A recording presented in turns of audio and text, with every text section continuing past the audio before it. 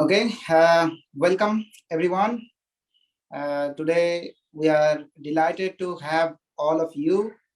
We will be discussing about a very interesting area on career options after studying sensor technology, drones, and robotics.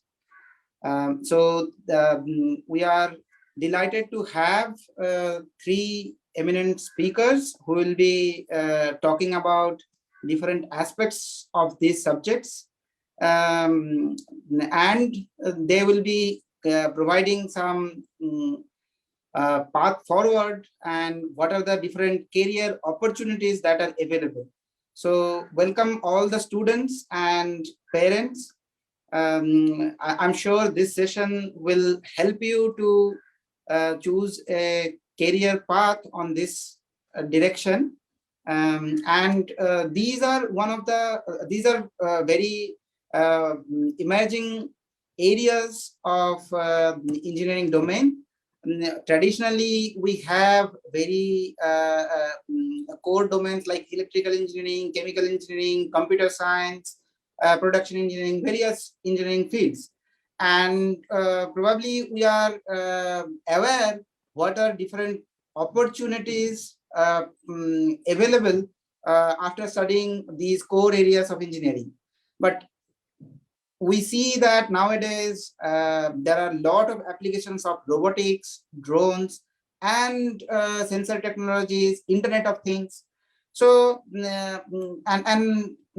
lot of people are certainly curious how somebody can become an expert in any of these areas, and what are the possible career opportunities that lie ahead.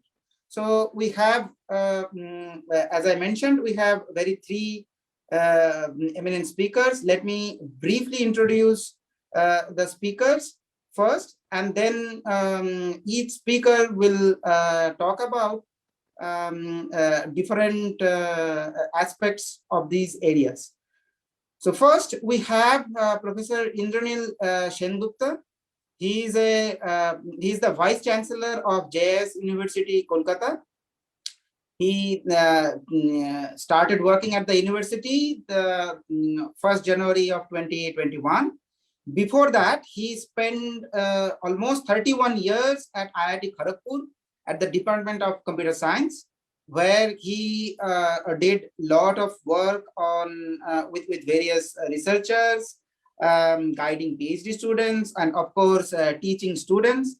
So he has published over 200 papers and guided 23 PhD students. His research interests include VLSI design, embedded systems, quantum computing, and information security. So welcome, sir, and we are delighted to have you on board. And we are really eager to have your guidance on today's topic. Then we have Mr. Balaji Lakshmanan, who is the CTO of Dwara eDairy, and formerly he was the founder of iMakerRobots.com. He has expertise in robotics and IoT domain.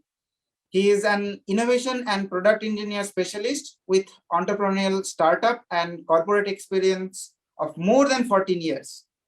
He has done some research at IIT Madras, and he has published papers in artificial intelligence and robot learning. He has also delivered different speech at various events, namely TEDx and different industry and innovation forums, and also various entrepreneurial events. So welcome, Mr. Balaji, and we are equally delighted to have you on board. At last but not the least, we have Mr. Shah, who is the Director of Drone Federation of India and drone policy and industry expert. He works ardently with leading drone manufacturer, service provider, public and private sector corporations for creating opportunities and accelerating growth of the drone industry in India. He serves as a member of leading government drone policy and standardization committee like National UTM Committee, Ministry of Civil Aviation, Committee of RPA Certification Scheme, Quality Council of India, Expert Advisory Group, Device Development Program, Department of Science and Technology of Ministry of Science and Technology, Subcommittee of Standardization of UAV, Bureau of Indian Standards. So we can see that he has expertise and involvement in various government organizations as well, and he can aptly guide us on different career opportunities after studying drones and robotics. So Mr. Shah, welcome on board. So I would like to start the discussion with Professor Sengupta. Sir, if you can provide us and give us some pathway about how students can start their career, starting from their education on the areas, and then various career opportunities after that. So thank you, Dr. Sharkar, for the generous introduction. So let me share my screen. I have a very brief presentation. So I would like to take this opportunity to thank the ABP group, ABP Education in particular, for organizing this webinar on this really wonderful topic, sensor technology, drone and robotics. So in particular, today we are supposed to talk about the career options for the students who will be studying on these topics and these kind of technologies. So I know that the main audience today are the students and the parents. So I would like to keep my talk or my deliberations at that level. So as Dr.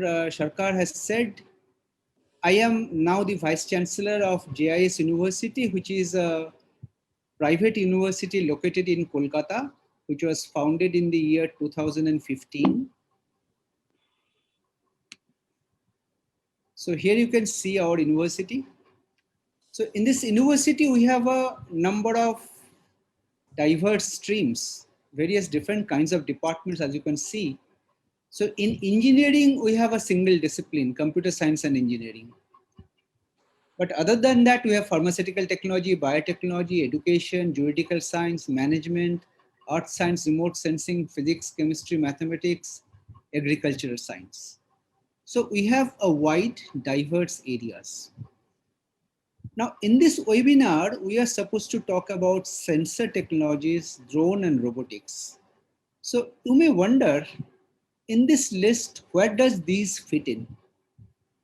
Traditionally, computer science and engineering does not teach all these things. Traditionally, I'm saying. But let us see how we have tried to make a change. So the question is, where do we or where can we teach these technologies in our existing setup? Because as we know, that traditionally these courses on robotics, sensor technologies, these are taught either under the electronics and communication engineering or under the mechanical engineering departments in various institutes. But as I said, at GIS University, we do not have these departments. But what we want to emphasize on is that these technologies, sensor technology, drone, robotics, all of these are interdisciplinary in nature. Like what I mean to say is that just by studying one single discipline, it is very difficult to become an expert in these fields. Because you see, you need to understand electronics to know about sensor technology, sensors and actuators, how to interface them, the various circuits, embedded systems, etc. You need to know about mechanical engineering to actually understand the mechanical aspects of whatever you are building. You're building a robot arm, you're building a robot which will be moving around, there will be wheels, there will be axis, there will be motions. So you need to understand all these which are typically taught under mechanical engineering. And of course, all of these devices are intelligent today. They are under control of some kind of a computing brain.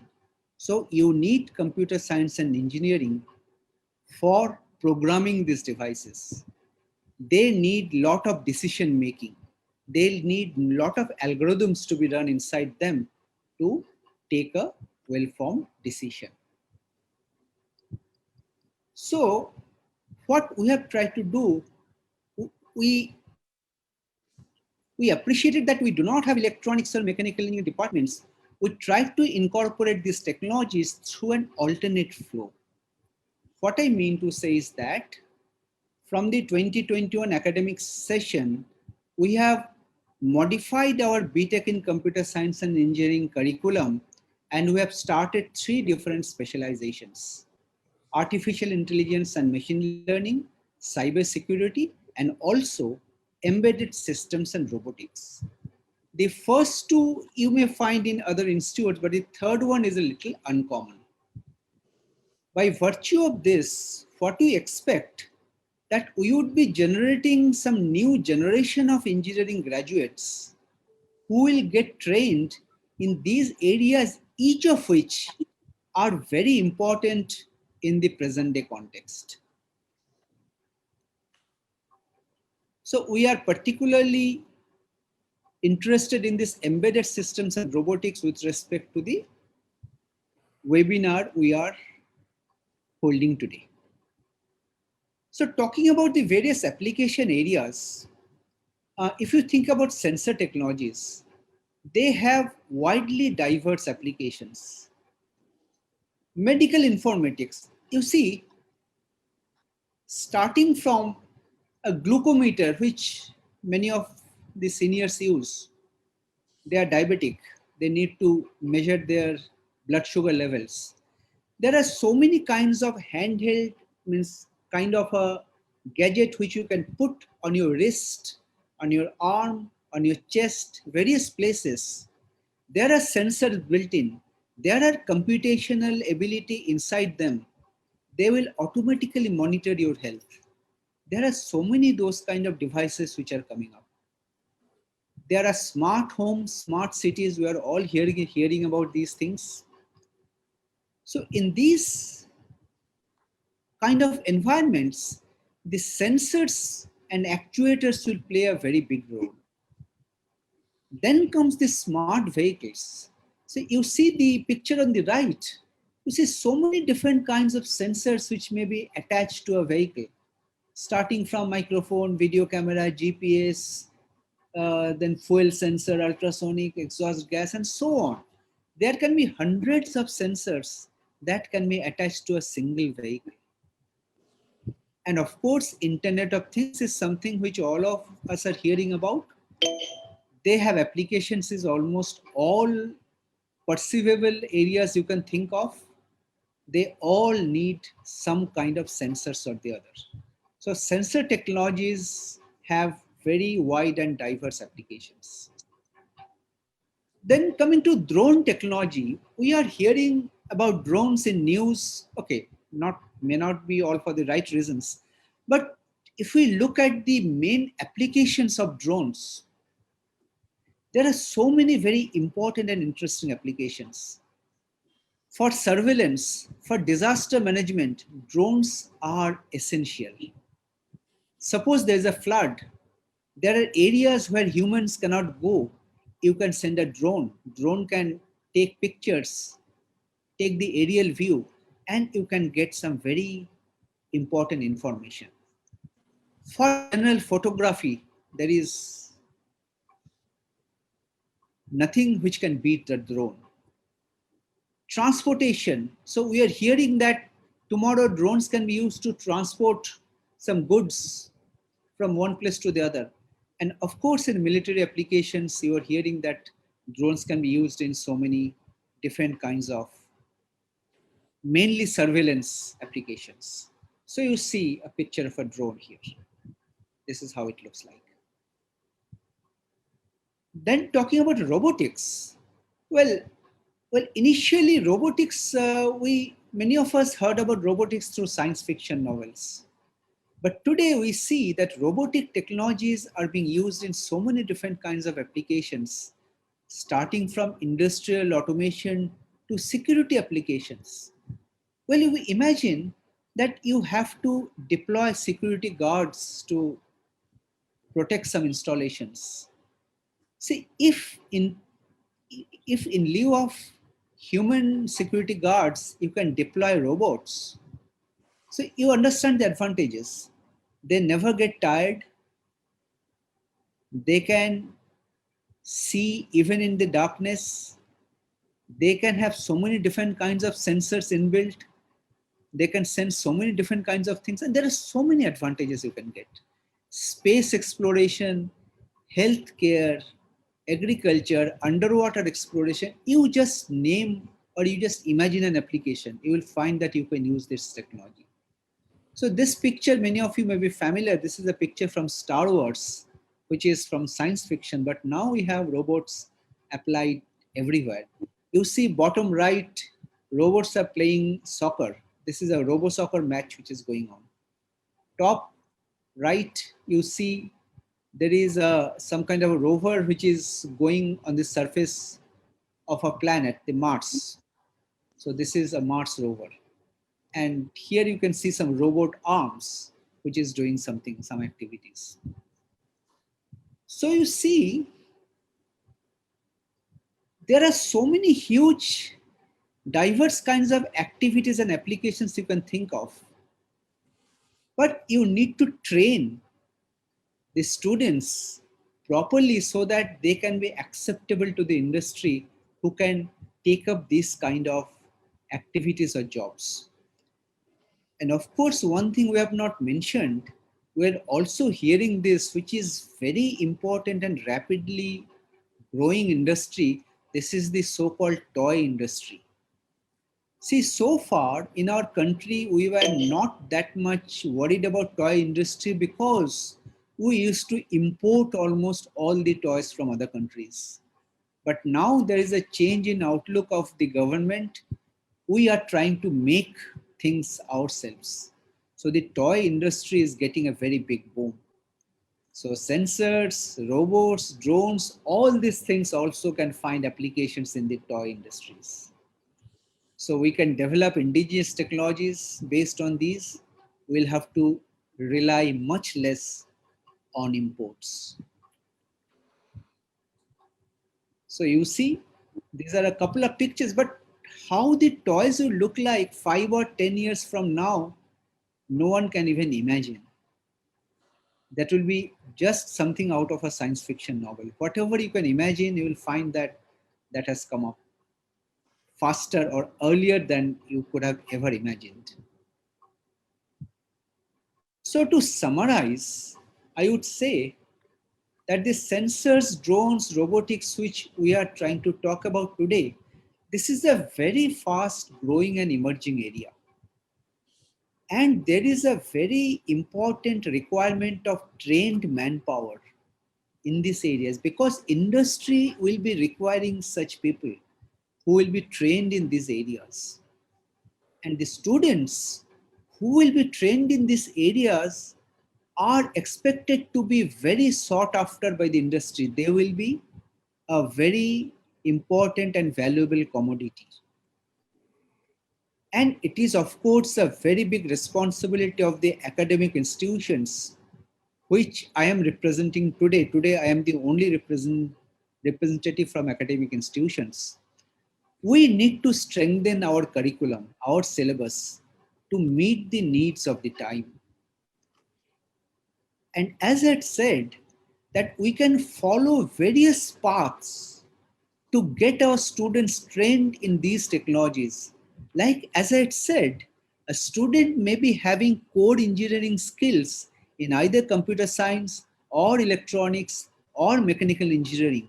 We can suitably train them in these technologies. So what we'll be having? We'll be having a very interesting variety of trained manpower, each group of which will be well suited for certain very specific kinds of applications, which I am sure the industry can appreciate that they will also be requiring that kind of people.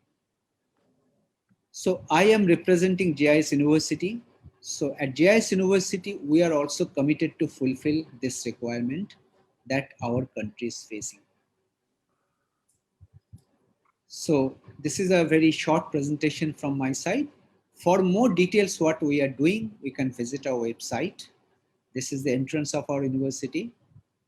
And admissions are going on. If you want to study embedded systems and robotics, you are most welcome. Thank you very much. Thank you very much, sir.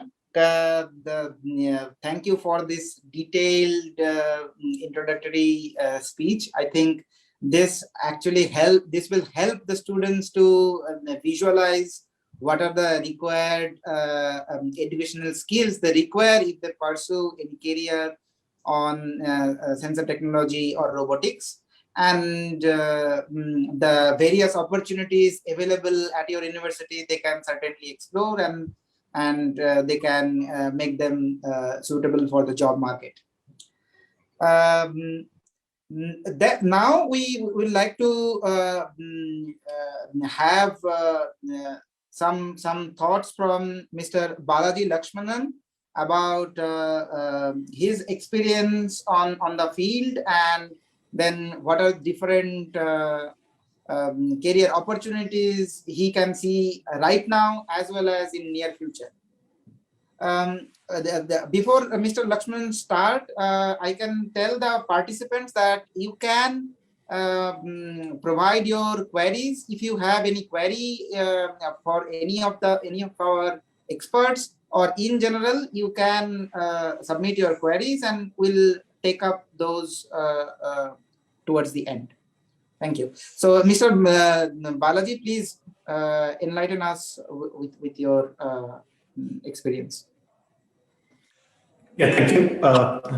Pleasure to be here, sharing my thoughts on this particular space. So I think we've been talking about robots and sensors quite a bit, but we don't see much. I think that's what should be in the minds of people. So obviously, we have seen the robots as part of the movies. Right, in Star Wars, and our own Rajinikanth, right? He has been part of the robot movie. I hope most of you might have watched. Thanks to him, a lot more people know about robotics, than the field itself. But if we essentially see, robots have been impacting our lives, right? You take most of the cars or the mobile phones that you use. Most of them have been built by robots. In a sense, the complete automation around that has happened via the robots. And also, if you see cars, you can see the left and right cars. Both will look like cars, but the one on the left is a normal car, whereas the one on the right, Tesla, is a sort of an autonomous car, which is a complete robotic car, which can self-drive. And then, you just enter the location, it will go to its own space. So all these things are happening right now as we speak. And I'm pretty sure most of you would have ordered something online in Amazon and Flipkart and Snapdeal, right? Who's picking those items that you order? It is the robots, which essentially picks in the warehouses and gets it delivered to you. And there are a lot of, utilization in the defense robotics. So this is one of the robot that we had built for the Indian Army's robotics division. Then there are applications in the movie industry. For example, this is Animatronics, a robot that we had built for the movie industry. Then this is a telepresence robot. I think the professor was talking about surveillance and security robots. So this is a video conferencing on wheels robot. So where you can log into the robot, go around, talk to people, virtually, not just on a video conference, but you can walk around the place.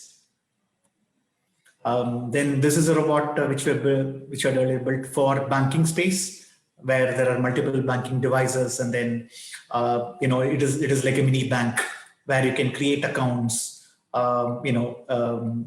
based on your Aadhaar, and then create account, get your ATM card instantly. Or if you have lost your ATM card or your credit card, you can instantly get that card. You can buy insurance and things like that. And then for example, the 3D printing is another space where you can essentially design and build. For example, we had built a feet for the leprosy patients, where we designed the look and feel of the feet on top of the patients.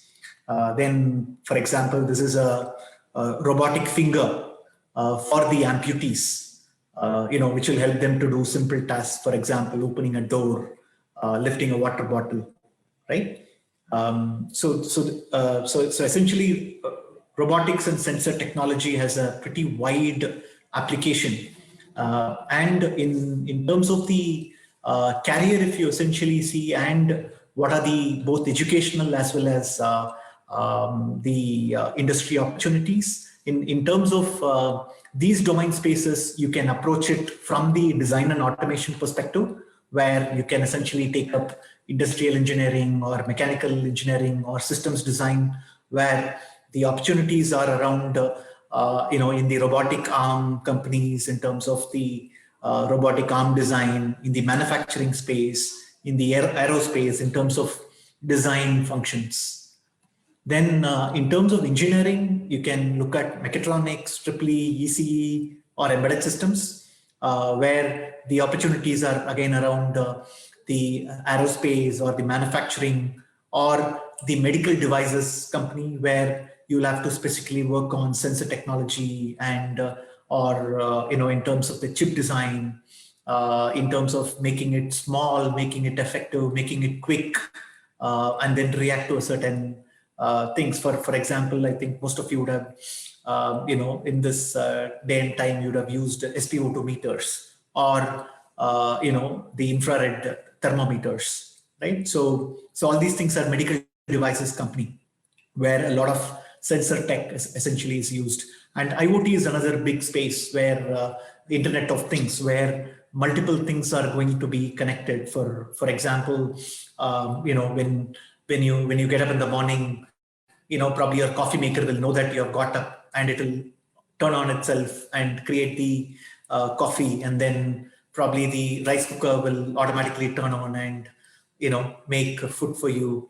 Then when you're ready, just locking the door, the car knows that you have exited your building, and then automatically come to the location for you to get into, and then take you to the office premises, and it can drop you and then automatically go to its own parking space, right? So all these things are essentially potentially possible, and all these things in parts is currently in existence as well. In terms of other areas, in terms of programming as well, you can essentially look at computer science or IT, and go get into programming, where the opportunities are around the self-driving cars, the drone tech, or e-commerce, or defense tech, or IoT. Like the professor explained, all these opportunities, especially in the industry, typically involves a team, where different people come with different skill sets, and then they come together to build the entire systems. So depending on your interest, depending on your liking, and depending on which domain that you want to essentially take, you can learn in that particular domain, take up educational opportunities in that particular domain, and then hone your skill set, and essentially then fit yourself into the opportunities in the industry. So one of the strong recommendations that I would like to provide to the students is in terms of not just to be a generalist, but try and be very, very specific.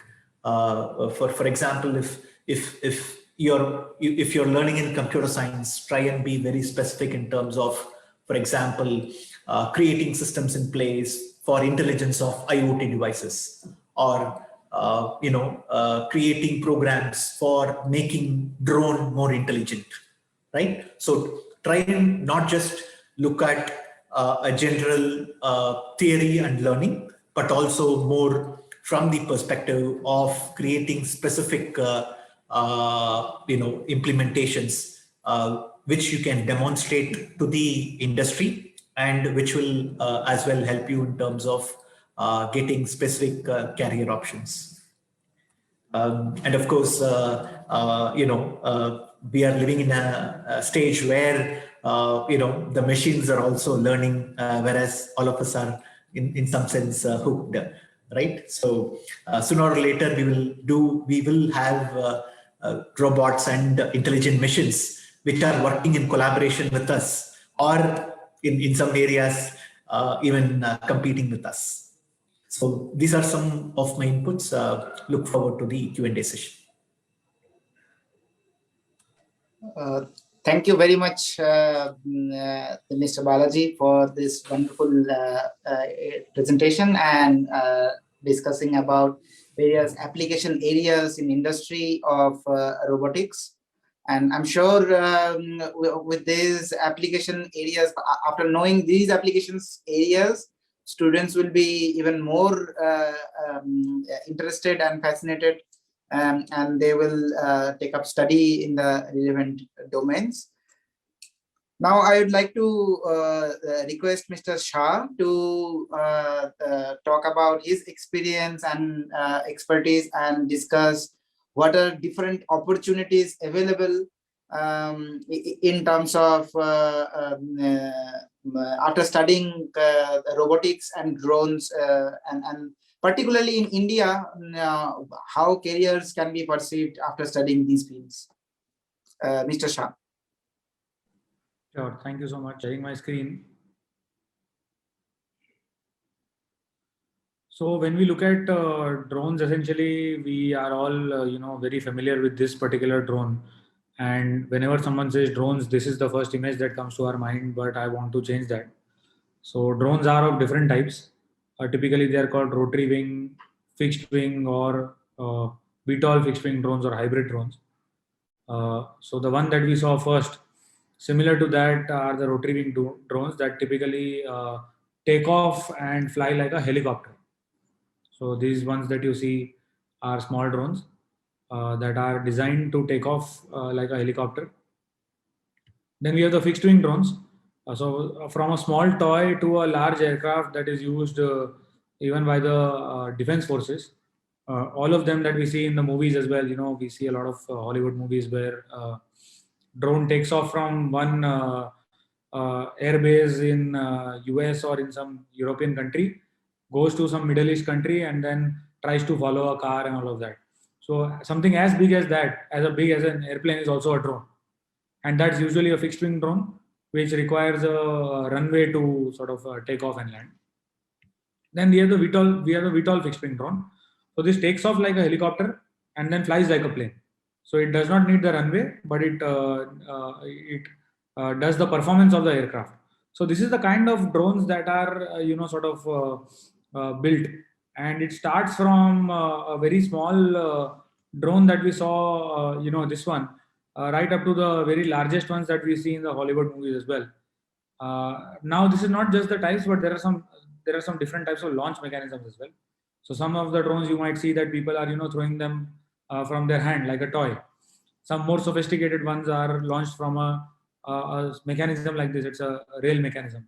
So a rubber band pulls the drone back and then accelerates the drone in the air. Whereas some countries have also shown that this truck that you see and the holes that you see in all of them, these launch drones like missiles.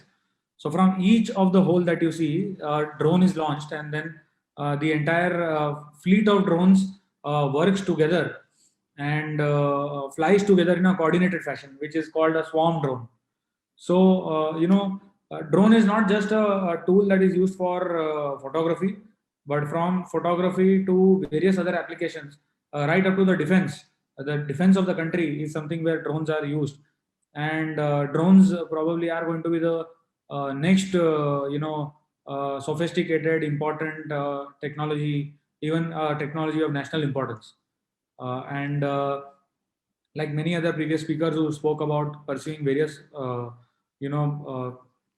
opportunities in different domains, drones also pose and give an opportunity right from designing a drone and simulating the mechanical design and the aeronautical design of the drone, to the electronics components where you are integrating the flight controller or the brain of the computer, brain of the drone, which helps it fly in various ways or in various modes, either remotely or autonomously, or integrating different types of cameras or payloads, which helps the drone collect different types of information. So when that drone takes off from Europe and goes Middle East and travels for about 10 hours or 12 hours continuously, there are various sensors and various algorithms and various combinations of electronics and software involved, which actually helps it reach that distance, fly through that distance. And then when it reaches that distance, probably it is following a car, or it is survey, it is doing survey of a particular area. There is another set of technology that actually takes all that camera information and then relays it to someone who is sitting hundreds of thousands of kilometers away. So these are the various types of technology areas in which you can work. And apart from the traditional photography use of drones, there are various opportunities in the GIS, construction and mining spaces. So I'll just give an example. Let's say all types of survey of lands and railways and bridges are now being done by drones.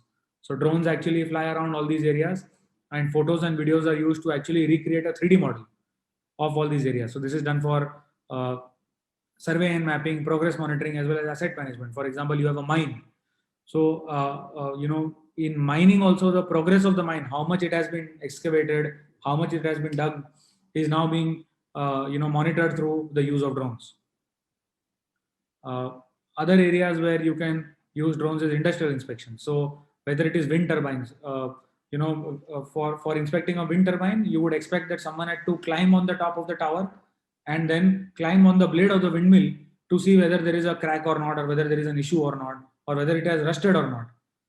With the case of the drone, you can just go to the bottom of the windmill, fly the drone, make it fly circles around the windmill or the wind turbine, and you can inspect the wind turbine. Same is for power line and pipeline inspections. You can fly the drone for hundreds of kilometers across the pipelines, and you can conduct inspections. Then telecom towers and solar farms in similar ways. So these are the various areas in which drones can be used. And we have to understand that drones is the next future of the technology, and whether it is using for things as basic as photography, to using it in agriculture, construction monitoring, or defending the country, it's going to be the most important technology to come. And I would advise the students that if you are looking for a career opportunity in one of the upcoming technology sectors, you should consider drone as one of the most important ones as well. And like our other speakers, obviously, I wouldn't want to repeat, but in drones, you can take up, learning and career opportunities right from designing of drones to the electronic components, as well as various other software related aspects when it comes to the entire drone technology. So that's a short introduction from my side, and looking forward to the Q&A session. Thank you so much, Mr. Shah, for this enlightening presentation. I'm sure many of us has learned a lot about drones. We have certain understanding about drones, of course, but a lot of other details we are not aware, and now I think we have fairly good idea about this. So yeah, so of course now we have a lot of time to ask our experts whatever query you have in your mind. Please type in your query and we'll ask our experts. So in TCS, of course, all of you know that it's one of the largest IT company in the world. But we so typically people relate TCS with consultancy business, but we have a stronger business thrust in IoT as well as robotics. I am part of the TCS research. So TCS research has various areas where different researchers work, and embedded systems and robotics is one of the area, and I'm part of that group. We have people who work on drones, and we have people who work on like telepresence that Mr. Balaji was referring to. Our group is working on a telepresence system. Similarly, I have worked on multi-robot systems that Mr. Balaji was referring to for warehouse scenarios. So all these options are there. So please type in your question if you have any query. We are already getting a lot of questions. So let me take the first one. Someone said that he or she is interested in cognitive robotics. The problem is my university lab lacks lab equipment. Looking at cost and expense, is there any alternate experimental method for research? So yeah, so the point is often if we want to do work on robotics and we cannot afford the various institutes cannot afford the hardware. So how can we do work on these area where the hardware equipments are so expensive and sometimes we don't have many of them? Either of you, if you want to take up this question, maybe Professor Sengupta, you can talk about that. His means I can respond to this. You see, in this kind of emerging areas, you are absolutely right. It is not possible to have everything in our lab. So whatever you want to learn, whatever you want to experiment with, you will have to look beyond the lab. And what is the way out? We have to have closer tie-up with the industry. The students can go for some internship stint in the industry where such facilities are available. They can go there, make some visit, have access to that, gather knowledge, and then come back. So Right. I believe it is not the sole responsibility of the education institutes. The industry should also come forward. We should join hands together. So industry, academia should work together in this. Yeah, I would like to. Thank you, Professor. I would like to pose the same question to Mr. Shah as well. Your thought on this?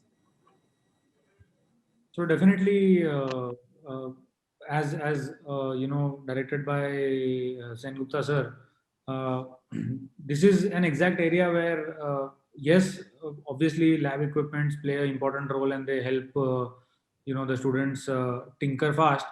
But I would suggest that in today's day and age, you know, all the companies that are out there, they don't mind taking students, you know, as interns, and they willfully actually want to bring in young, you know, students with new ideas, fresh ideas, and bring them a part of the team.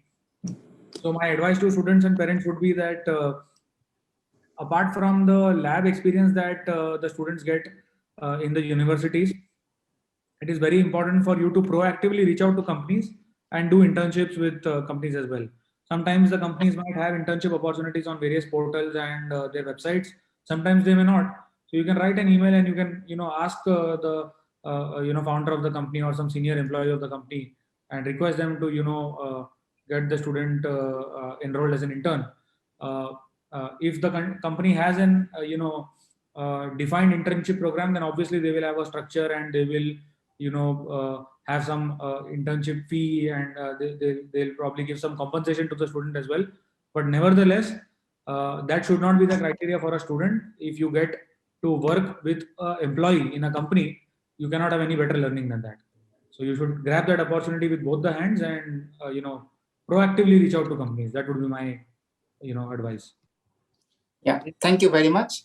I just would like to add to this is certainly we at TCS Research, we of course offer internships. So various students from various institutes do internship with us time to time.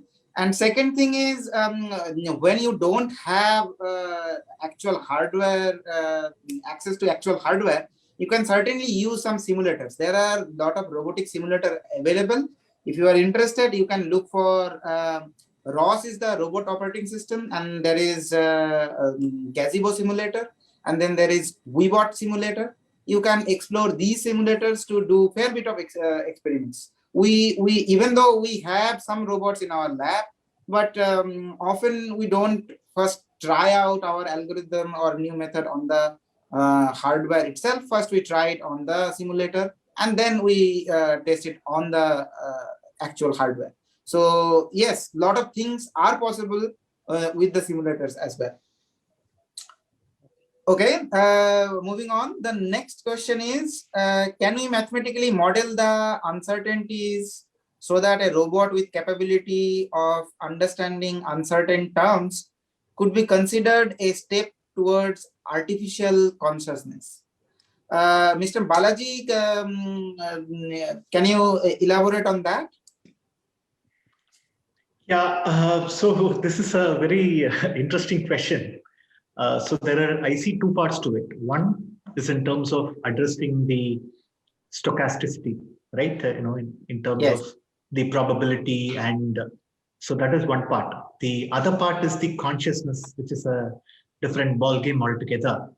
The stochasticity we can always address, right? There is especially a domain called machine learning and reinforcement learning, right? Right. Reinforcement learning is learning based on experience, right? So just like all of us human beings learn, right? So you keep doing a task, learn through the positive and negative rewards, right? Somebody gives you a chocolate, you try and do that again and again. Somebody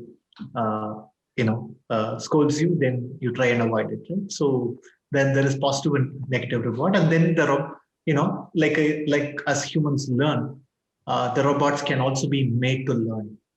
But in terms of consciousness, it's a little tricky aspect, because so there is a specific aspect called representation problem.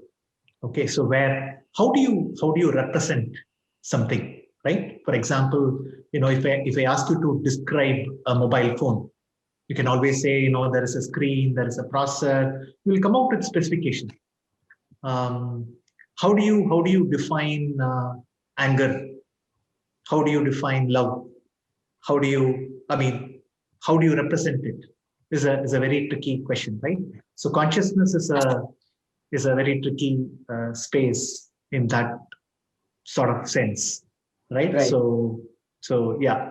So so there is interesting research going on around that. I hope someday it will be we'll sort of know. Yeah, please. Yeah, right. Rightly said. I think general artificial intelligence is we are very far away from realizing that. What we have at this point is some areas where we learn some structure, and from there we try to automate a few things. But general artificial intelligence is what we even if we aim to do that, we are quite far away from that. So the next question is regarding drones. So I guess Mr. Shah can address this. In which areas drones are the most important, and how to get a job or internship in a particular sector? So I think these are two different questions. So drones are important in various areas. If you look at India, they are going to play a major role in agriculture. Probably in 2 to 3 years of time, we'll see every farmer having at least one survey drone and one spraying drone, just like they have tractors and various other mechanisms. There are some work, some schemes and policy structures happening on that. So agriculture is an important domain. Homeland security and defense is another domain, and obviously the conventional survey and mapping applications. To just give you an example, some of us might be aware that we have our relatives or our ancestors who's lived in the villages. Now, when you typically look at that scenario, in the village you had your house, but since your generations have been staying in that house, you don't have any paper to prove that this is your house. And there are very basic records in the village that are used to actually prove this. So the government of India has actually notified a scheme under which in all the 6.6 lakh villages of the country, there are drone teams that are flying, and they are mapping each house and each village. And then once they map it, for each house, you will get a digital property card. So imagine till generations, probably you didn't have a piece of paper to prove that this house that you are staying in and your fathers have stayed in, your forefathers have stayed in, is owned by you. Now you have a paper to prove it, and then you can, sort of take some loan on it or take some financial incentive on it, or all of that. So that's the impact that drones are bringing in. And in just this one project alone, about 4,000 to 5,000 drones are going to be used. So right from survey and mapping, a very small project in survey and mapping can use 4,000, 5,000 drones across the country, to agriculture and to homeland security and defense, where the bigger drones are, is the areas in which drone technology is going forward. There are many more, but these are the ones that we quickly see application in volumes. Right. How to pursue a career or an internship opportunity in the drone industry? Well, there are many companies based out of Bangalore, Hyderabad, Kolkata, Mumbai, Delhi, and various other cities. I'll be happy to sort of connect a few of you to them. You need to reach out to these companies and first tell them that you want to learn. And learning can happen in 3 domains: either the design and mechanical design and the aeronautical design of the airframe and the design of the drone, or the electronics aspect. Again, I mentioned this earlier as well, where you are looking at it from more of an embedded systems perspective. You will be designing PCBs and chips and writing code for it and interfacing data from sensors. Or the third aspect will be the software of the drone, which is either the fleet management solution or the ground control station software, the software in the remote that actually gives a graphical interface. It has a map, it has various graphics, and it is the software that is used to manage and control the drone. So software, embedded systems, and mechanical design are 3 areas, if I very broadly put it, in which you can approach. And all in fact, most of the drone companies are looking for interns. So any drone company that you go to across the country, all of them are looking for interns. So it's a very good sector in that way. Yeah, thank you. Yeah, so I think the point is there are various applications and it is picking up very steadily. If you look at 10 years ago, there was almost no activity around this, at least in India. And in last 4 or 5 years, it has picked up tremendously. Maybe these companies are not bulk recruiters. They are recruiting at a very small numbers. But with time, when we see more and more applications areas and real-time, real-world deployments, this will definitely pick up and lot more trained engineers will be required. So yes, there is the future is certainly bright for these emerging areas. Now to the next question, Professor Sengupta, if you can guide. I have studied science in class 12. I have appeared for JEE. I want to build a career in the intersect of AI and transportation. How do I go about it? See, so I should say one thing. We live in a world today where what I want to learn is limited only by my initiative. No one is stopping me from acquiring knowledge. We have a wealth of online resources and knowledge available elsewhere. So whatever you are saying is definitely possible. AI, transportation, it will be a very interesting marriage between the 2 problems. See, you can apply AI today to almost all problems you can think of and you can get better solution. Transportation is certainly a very big problem, particularly in our country, where you need more intelligence, more planning, better planning. You need to have better machine learning techniques, ML techniques, AI techniques applied there. And I'm sure you can come up with a plan for your career where you can do this.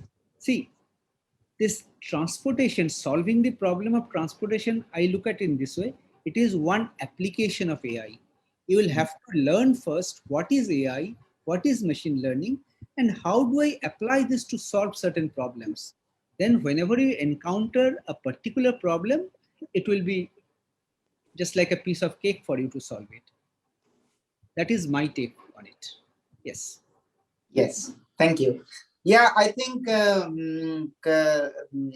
particularly in India, if you look at the transportation areas, the solutions that are available in other part of the world, particularly Western world, that are not applicable here. You have to have a new set of solution and new design policy, all these things. So there is a lot of interesting things possible on this area, and as sir mentioned, AI are applied in every domain, and it is applied to solve an older problem in much more efficient way. So first you learn the basics, and then you can pick which area you want to apply it, right? Yeah. Getting basic strong is most important. Yes. That is what Yes. I feel. Yes. So I think this question is partly addressed when Professor Sengupta was presenting. But if Mr. Balaji can pinpoint few more, then it would be really helpful. So the question is, what is the engineering stream which I should undergo to be able to work on these domains? Robotics, drone, or device integration? Yeah. So so I think I had briefly mentioned as part of these slides in terms of the different streams that you can go for. For example, let's say if you are somebody who is more interested in the design and how things work and things like that, right? You can essentially go for industrial design or even arts, right? Where even the look and feel of, for example, the drones can radically change the way things fly, right? I think a breakthrough there is still open, right? I think some of you, if you just Google up, there are drones which are like birds, right? Probably in some movies as well, you might have seen, but in real world as well, there are drones which are like, you can search for robot seagull or something, right? So, which looks like a flying bird, right? So in terms of design, there you can kind of take, or if you're more interested in, for example, the hardware, then you can go for mechanical or mechatronics. If you're more interested towards electronics and embedded systems, you can go in that particular space. Or if you're really good at programming and you want to work around that space, then you can take up more from the computer science or IT or allied fields. So one essentially is in terms of, you need to ask yourself where your interests are, right? In terms of, and where your basic liking is, and then align that to the stream that you want to sort of fit, and then you will be one of the key players in building designs, and systems, the overall robotic system or overall drone, right? So yeah. Thank you. Yeah, then just to add that, of course, computer science, electrical engineering, mechanical engineering, electronics, all these are relevant, and we require, and robotics is a mix of these. In our lab in TCS, so we have people from all these different streams. So all these are certainly, you can study either of these. But nowadays there are these specialized field of study that are emerging, like one bachelor's degree or master's degree in artificial intelligence, or like Professor Sengupta was mentioning, they are starting a course on embedded systems and robotics, right? In my bachelor's, there were artificial intelligence was not even a compulsory course; it was an elective course, and now there is a full program on artificial intelligence. So yes, those specialized streams are coming up, but these traditional streams are also very relevant on these areas.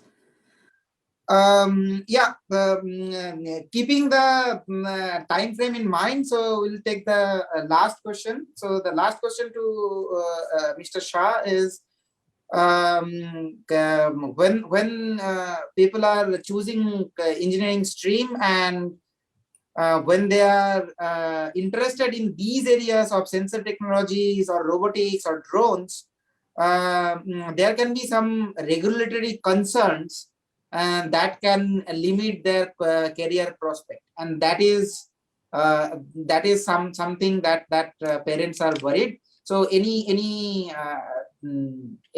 light on that? So regulatory concerns, I don't think so. Anything to do with in the drone industry, at least the drone industry, you just need to be a 10th pass. So I don't think there is any regulatory hurdle. Everything else just depends on the choice that we have made, whether it is the design domain or the electronics domain or the software domain, right? As a primary sort of domain. And in fact, we have seen that even these domains are not really the boundaries. Software engineers are working in embedded systems engineers are working in the software domain, and likewise. But I don't think there is any regulatory limitation as such when it comes to either the drone industry or any other industry for that matter. Right. It's pretty open as of now. Yes, I think that's more or less true. There might be some limitations location-wise regarding flying drones and that sort of thing. We had, I mean, I don't work on drone-related technology, but some of my colleagues who work on drone, they were having some hard time to testing the drones outdoor. So we have one indoor lab where we fly drones inside the building. So that sort of thing is there. Otherwise, yes, there is no major restriction as such, and in fact, government is particularly encouraging, and the new courses are actually offered on these specific areas. So yeah, even though we'd like to have more discussion with our experts today, but keeping the timeline in mind, we'd thank all the speakers and providing us with their valuable insight. Thank you very much to all of you, and thank you all the participants for participating and raising some relevant questions. I hope this will be helpful for the students and motivating them to choose a career path on the related field. One thing, as I also mentioned earlier, that the technologies are it's an emerging technology anywhere in the world. The career prospects are there, and it will increase over time. We saw that there is this industrial revolution, first industrial revolution, where some traditional skills were abolished, but then there were some trained workers were required who can work in the manufacturing industry. Similarly, on these with these emerging technologies, there will be a requirement of new set of engineers who can design the robots and drones, who can do programming, excuse me, who can do application development. All these possibilities are there. And so if you study in these areas, I think there will be a huge demand for this. So that's all we have to say today. And thank you very much, all of you, once again. Thank you very much. Take care. Bye-bye. Thank you very much. Thank you, everyone. Bye-bye. Yeah. Thanks all.